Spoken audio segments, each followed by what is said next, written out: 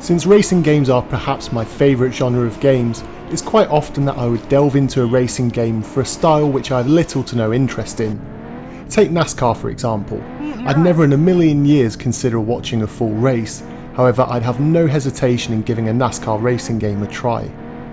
The same could be said for V-Rally. Whilst NASCAR has next to no fans in the UK, I imagine that rally racing games are somewhat similar affair outside of select countries, of which most are in Europe. V-Rally is an interesting one however. It was released under a ton of different names and on most platforms, however the core game pretty much remained unchanged aside from some minor tweaks between versions. Like many gamers, you probably got your fix of this game on the PlayStation version which came out in mid-1997, and so by that time saw no reason to pick up the N64 version. But being an N64 channel, I'm naturally focusing on the N64 release, which went under the name V-Rally Edition 99. It was released in Europe in December of 1998, but took almost a full year later to be released in Japan and North America. I'm sure that Infogrames had little expectations of setting sales records with this title outside of Europe, but it's interesting to note that nothing really has changed between the months of extra time the studio could have used before releasing it outside of Europe. At its heart, V-Rally Edition 99 is a simulation-style rally racing game which features 50 courses from across the world with a huge range of fully licensed cars, including everyone's favourites from the likes of Mitsubishi and Subaru. Being a simulation game, you have full control over tweaks to your cars before racing, and has actually a big impact on how you will perform in the races dependent on what tweaks and changes you make. If you add to this a 2-player support mode and interesting weather and terrain conditions in-game, and on paper everything looks promising. It is however when you finally get through the game's detailed menus and into a race that things start to take a turn for the worse.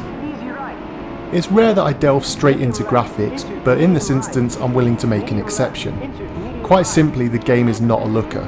The textures are extremely basic and everything has a jagged and rough edge around it. Remember, this game was in development at the same time as games like Beetle Adventure Racing and World Driver Championship, and so a lot more could have been done to improve the visuals.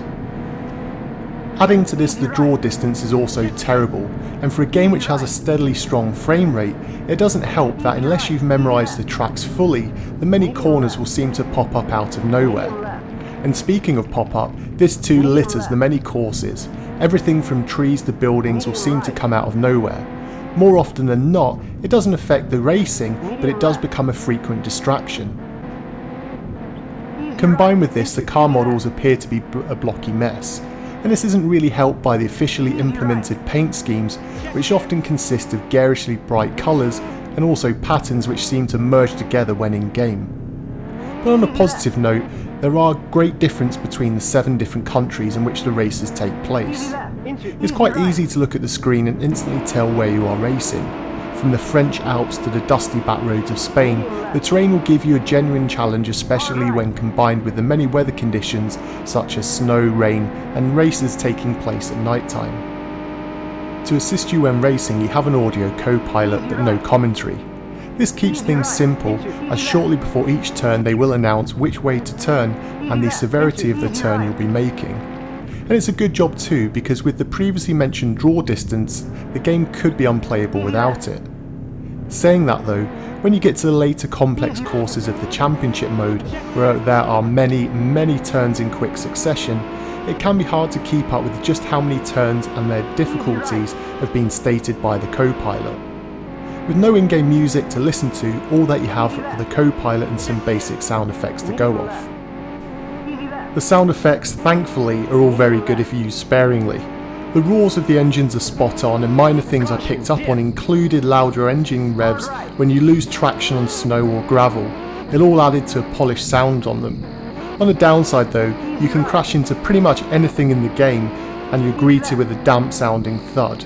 Not the huge bass heavy crashes you'd have perhaps expected. One thing which I'm sure will take you some time to get to grips with is the game's handling.